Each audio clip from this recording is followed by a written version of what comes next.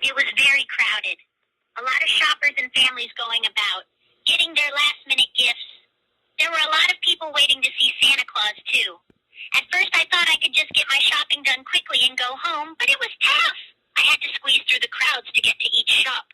Some kids were very well behaved, others not so much.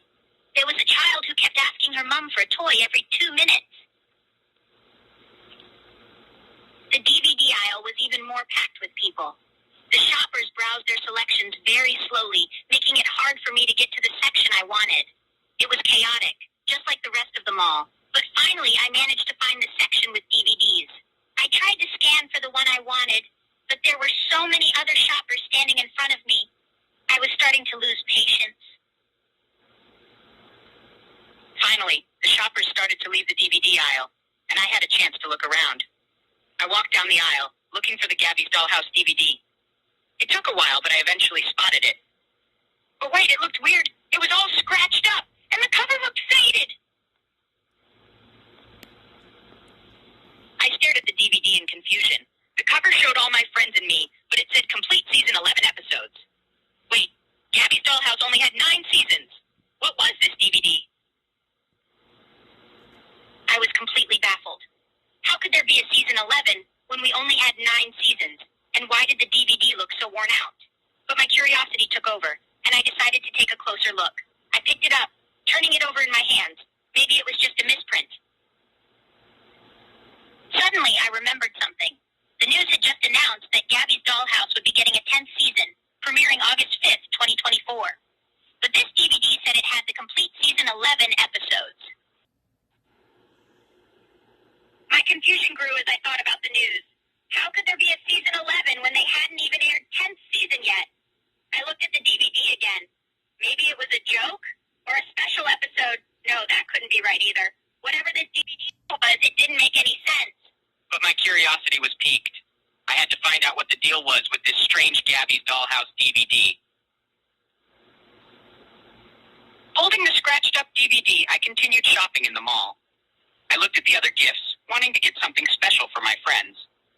After picking up a few more items, I headed towards the cash register. The line was long, but I waited patiently. Finally, it was my turn. The cashier looked at my items, scanning each one. When she got to the DVD, she paused. The cashier looked at the DVD skeptically. She turned it over and examined it closely. This one looks a bit worn out, she commented, a puzzled look on her face. Where did you find it? I found it in the DVD aisle, I replied, my curiosity growing. I thought it was interesting, so I wanted to watch it, actually. The cashier looked at me, a hint of skepticism in her eyes. Are you sure you want to watch this DVD? She asked, studying the faded cover. It looks like it's been through a lot. Well, I don't mind, I responded, trying to hide my excitement. I recently heard that Gabby's Dollhouse is getting a 10th season in a few months, so this DVD might have something to do with that. The cashier raised an eyebrow, still looking at the DVD. I see, she replied. But this DVD says it's the complete season 11 episodes, and Gabby's Dollhouse hasn't even started its 10th season yet.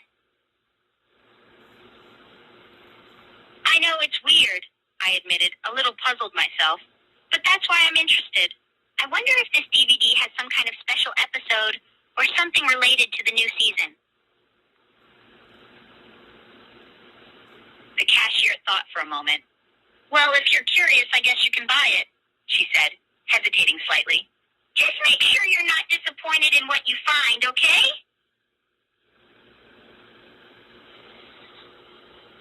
I nodded, feeling a mix of excitement and anticipation. I understand, I reassured her. I'm just really curious to see what's on this DVD. Maybe it's something extra special. After a long day of shopping and returning home, the clock read 11:00 p.m. Feeling tired but excited, I decided to grab some snacks and settle on my couch to watch the mysterious Gabby's Dollhouse DVD. I looked at the DVD menu, which showed the episode list. There were 10 episodes total, each with intriguing titles. But first, I decided to watch the first episode. Excitedly, I pressed the play button on my remote, hoping to unravel the mystery of this strange DVD.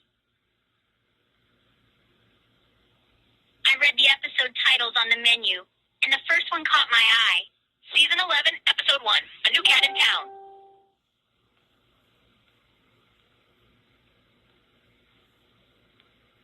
After noting the episode title, I carefully placed the DVD in the player and pressed the play button.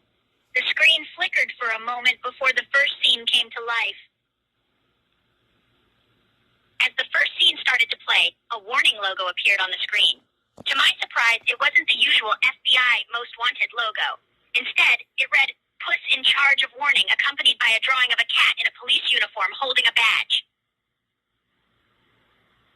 I watched Keiki spinning around the screen, accompanied by the instrumental music from Sprinkle Party. Under him, the words A Netflix Original Series appeared, replacing the usual Netflix logo. On the moon, Pandy sat with his fishing rod, waiting patiently. Suddenly, a large pink star cat was caught on the hook, and she dropped back into the water. Pandy grabbed the star, adding it to his collection. Then, the familiar Gabby's Dollhouse intro began, but something was different. Lots of changes had been made compared to the Season 9 intro. I noticed new background characters, and the color palette seemed brighter. As the intro played, I took in all the changes. Not only were there new background characters, but the colors seemed to pop more than before. Everything looked so vibrant and alive, and the music had a catchy new tune, adding to the overall liveliness of the intro. After the new and improved intro, I was immediately taken back to Gabby's room. Familiar pink walls and the usual array of plushies surrounded the screen. Gabby herself appeared, as cheerful as ever, greeting the audience. Gabby's cheerful smile widened as she spoke directly to the viewers. Hi, everyone, she greeted. Welcome to Gabby's Dollhouse. I'm so excited you're here. Excitedly, Gabby explained that she had a surprise for us. Pandy and I have been working really hard on something. Come closer and have a look. She turned and revealed a large, detailed cardboard neighborhood she had built in her room, complete with a castle and houses. Pandy was there too, standing proudly next to the mini-town.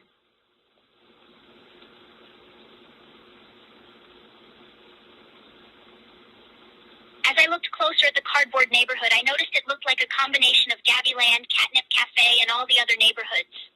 It was a little city that represented Gabby's Dollhouse, and it was so detailed and well-made.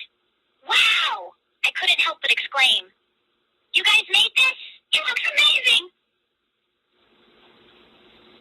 Gabby beamed with pride at the compliment. Thank you, she said, clearly pleased. Pandy and I worked really hard on it. Pandy chimed in with a contented meow, agreeing with Gabby. He pawed at the little houses and castle, looking quite proud of their creation. Just then, the cheerful Meow Meow mailbox theme began to play. Oh, looks like it's time to check the Meow Meow mailbox, Gabby exclaimed, hopping in place. Let's see what Mailbox has for us today. A series of meows played cheerfully as the camera panned to the mail drop, a cute cat-shaped box perched on top of a hill.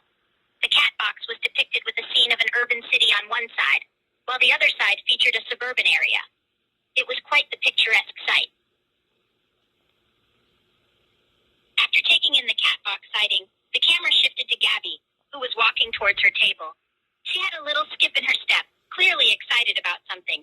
Look at this, Gabby exclaimed, gesturing towards the cat box. Isn't it adorable? It's our special mailbox. Gabby hopped up on a chair to get closer to the cat box and began to talk animatedly.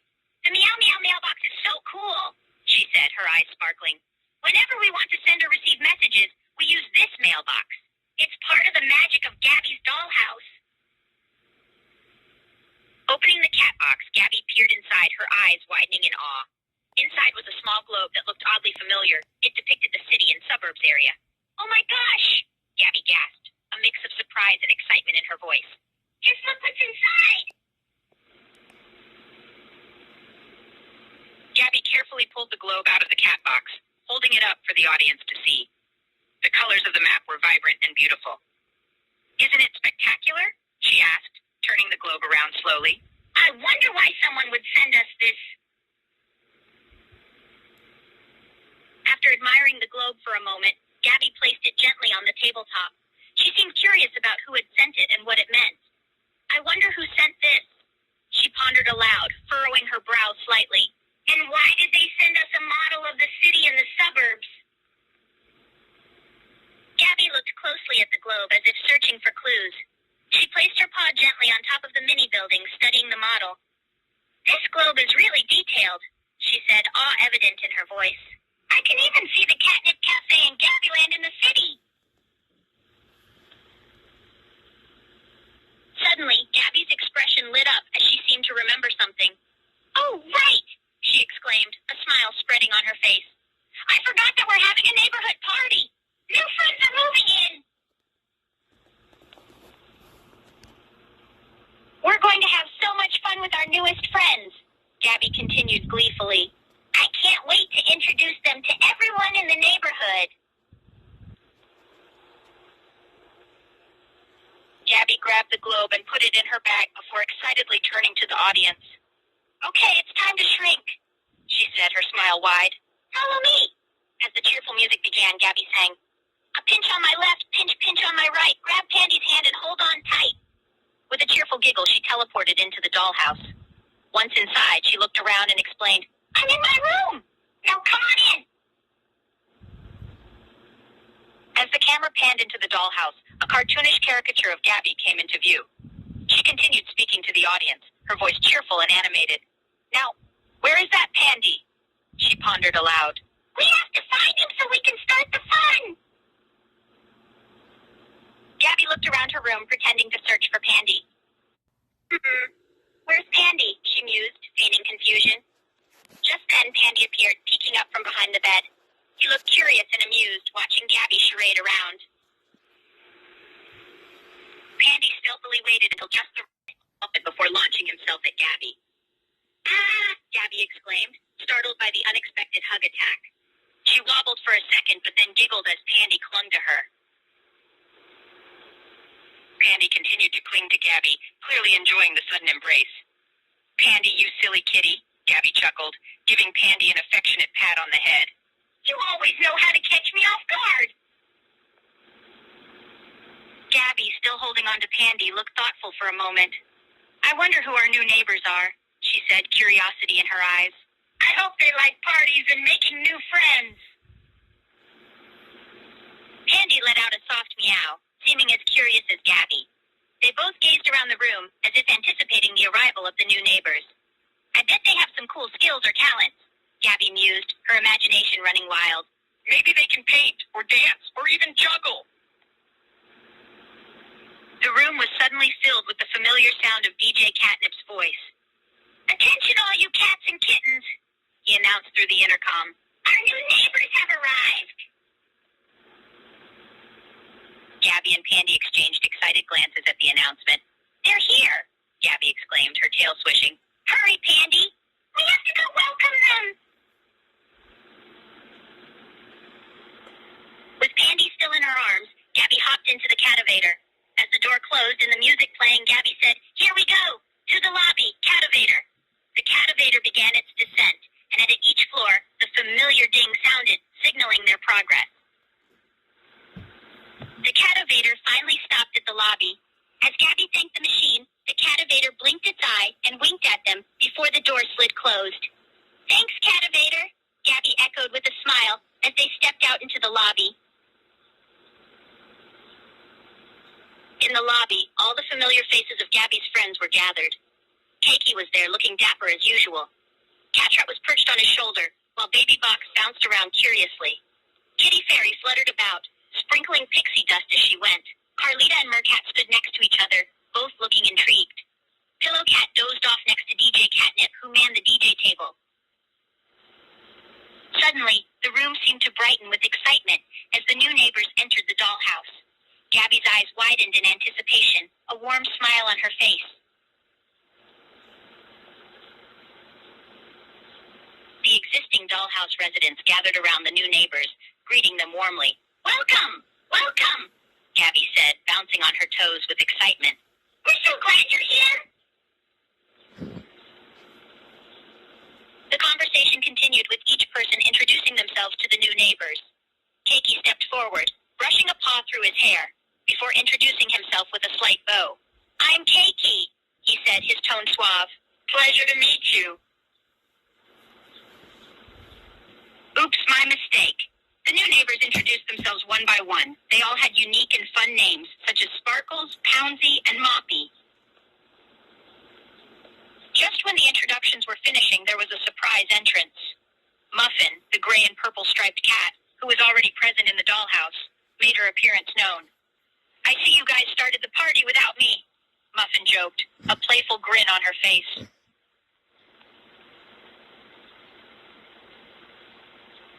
Muffin, in her usual nonchalant manner, pulled out a can of cat food and began to eat. The other cats, unaware of her unusual choice of meal, looked at her with a mix of confusion and concern. Muffin?" Keiki ventured. "You're eating cat food?" Muffin responded with a defensive tone. "I'm a cat, stupid. What did you expect?" The others exchanged glances, taken aback by Muffin's reaction. "But you're eating cat food?" Keiki repeated, still confused and slightly disturbed. The room fell silent, the other cats trying to process the fact that Muffin was actually eating cat food. But, Carlita started stammering, then stopped, unsure of how to respond. Muffin, meanwhile, continued eating her cat food nonchalantly, seemingly unbothered by the shocked looks and stunned silence. Gabby, her eyes welling with tears, broke the silence by sharing a shocking revelation. "Guys," she whispered, her voice trembling. "Muffin, she's eating." Gabby struggled to say the words, her heart heavy. "She's eating Jerry." The room fell into a stunned silence as Gabby revealed the truth about Muffin's meal. The other cats, already bewildered by Muffin's actions, were now visibly disgusted and upset. "Jerry?" Katrat repeated, his voice shaking. She's eating Jerry?" Muffin, completely unfazed by the reactions, nonchalantly answered, "So what? At least I deleted that role-play game days ago." The others exchanged horrified glances, their disgust quickly turning into anger. The room was filled with a mix of shock and anger as Muffin justified her actions. "How could you do something like that?" Keiki demanded, his voice rising. "Jerry was alive and you just ate him?" As the discussion continued, a peculiar thing happened. Muffin suddenly fixated her gaze on the newcomers, a sly grin spreading on her face.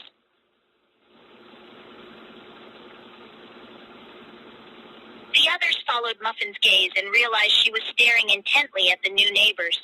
"What are you looking at?" Katrat questioned, his tone guarded. The room grew tenser as Muffin continued her silent stare at the new neighbors. "Muffin, why are you looking at them like that?" Gabby asked, her voice filled with unease. Muffin, her eyes still fixed on the newcomers, chuckled. "Oh, just admiring their innocence," she mused. "Innocence is such a delicious thing," Muffin continued, her voice dripping with sarcasm. "It makes everything so much more fun."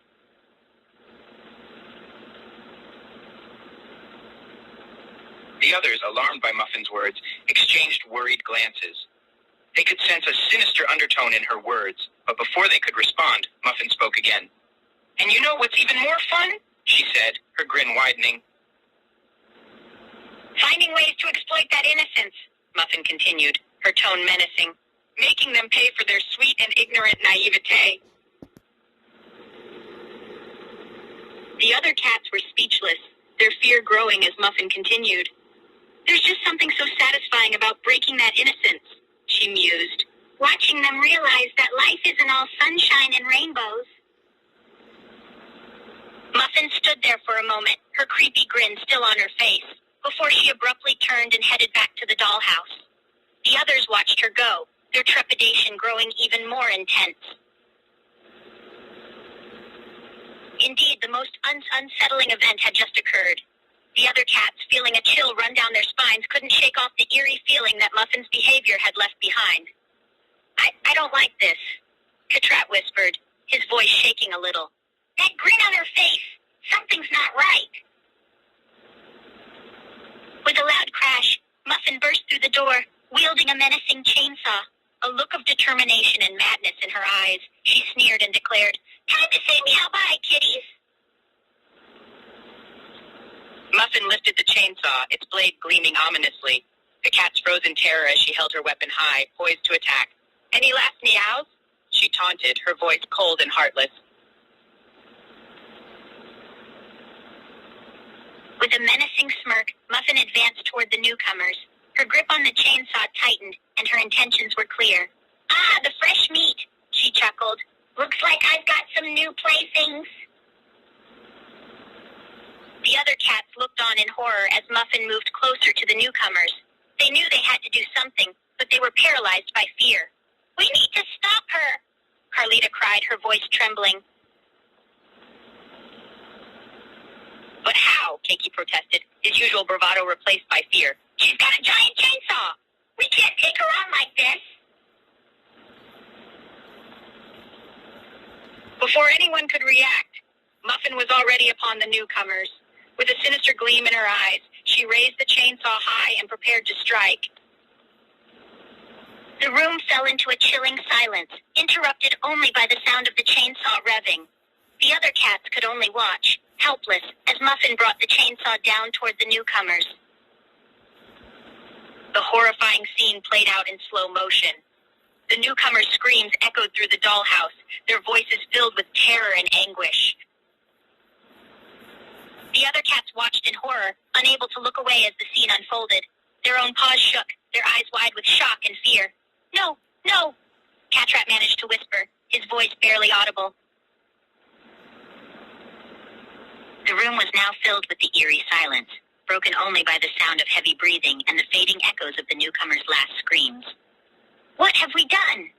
Keiki muttered, his voice trembling. "We should have stopped her."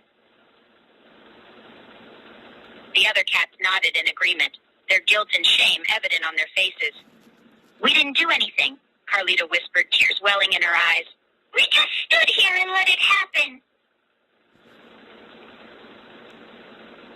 Muffin, her face twisted in a sadistic grin, stood amidst the chaos and destruction.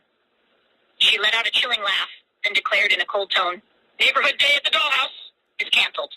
Forever."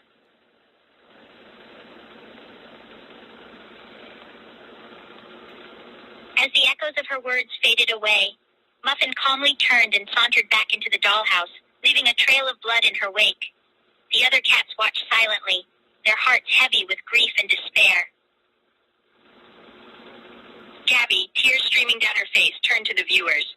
Her usually upbeat demeanor was replaced by a look of sorrow and defeat. I don't know what to say," she sniffled, her voice shaking. This isn't how Neighborhood Day was supposed to go." Gabby struggled to find the words, her usual peppy attitude gone. We invited the new neighbors, and it was supposed to be a day of celebration and fun," she whispered, her voice filled with sadness. But Muffin, she... Tears spilled from Gabby's eyes as she continued, her voice cracking. She killed them all. She killed the new neighbors, and Neighborhood Day is ruined because of her." Gabby, overwhelmed by the events that had just unfolded, sighed and tried to gather her courage. "Come on, Pandy," she said softly, her voice tinged with sadness. "Let's get out of here." Gabby took a deep breath and placed her cat ear headband back on. She closed her eyes for a moment, composing herself as much as she could. "Okay, time to go back to normal size," she mumbled, her voice shaky but determined. She started chanting her magic words, and slowly but surely, she and Pandy began to grow back to their normal size. As the magic took effect, Gabby and Pandy grew back to their regular size. The dollhouse now appeared much larger, and the two friends found themselves standing on the floor, back to their typical selves. Once their surroundings had changed back to the toy version, Gabby turned to the viewers, her composure somewhat regained. She took a deep breath and smiled sadly. "Well, Neighborhood Day didn't go as planned," she said softly. "But at least we're safe and back to normal." Pandy, standing next to Gabby, nodded in agreement. "Yeah," he chimed in, his voice still a bit shaky. We'll figure out what to do about Muffin later. For now, let's just be thankful we're alive. With a sad smile, Gabby spoke her farewell lines to the audience. Thank you all for watching Neighborhood Day at the Dollhouse today, she said. Until next time, stay curious and keep exploring the wonders of the Dollhouse. Bye. The screen fades to black as the end credits rolled. Despite the dark events of Neighborhood Day, the familiar Dollhouse music continued playing, providing a sense of comfort amidst the tragedy. Well, there you have it. Neighborhood Day at the Dollhouse certainly took a dark turn, didn't it? I never expected Muffin to go on a killing spree like that. I mean, yeah, she's a bit unhinged at times, but killing everyone on Neighborhood Day? That's a whole new level of insanity. Oh, and about the cashier? He seemed pretty unfazed when I told him I had just witnessed a simulated murder scene. Just another day on the job, I guess.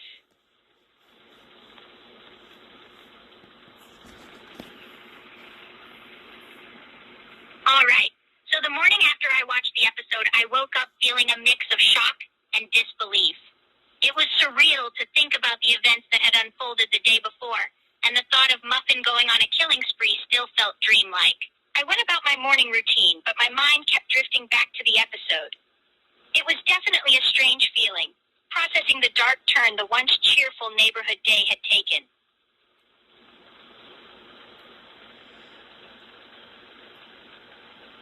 To end the video about the episode, I think it would be fitting to emphasize the unexpected twist that the episode took. You could mention how Neighborhood Day went from a day of celebration and community to a tragic event due to Muffin's actions. You could also note the surprising revelation about the newcomers, how their innocence made Muffin target them specifically. And, of course, mention how the episode ended on a dark and somber note, with the dollhouse returning to its toy form after the tragic Neighborhood Day. Indeed, I had quite a story to tell about Neighborhood Day at the Dollhouse. The whole DVD turned out to be a chilling and unexpected experience, to say the least. The cheerful and innocent dollhouse world took a dark turn, revealing a sinister side that few knew existed. The Neighborhood Day celebration devolved into a tragic event, and the new neighbors met a grisly end. Throughout the episode, the viewer was left questioning the safety and sanity of the dollhouse, and the revelation of Muffin's true nature cast a shadow over the entire neighborhood.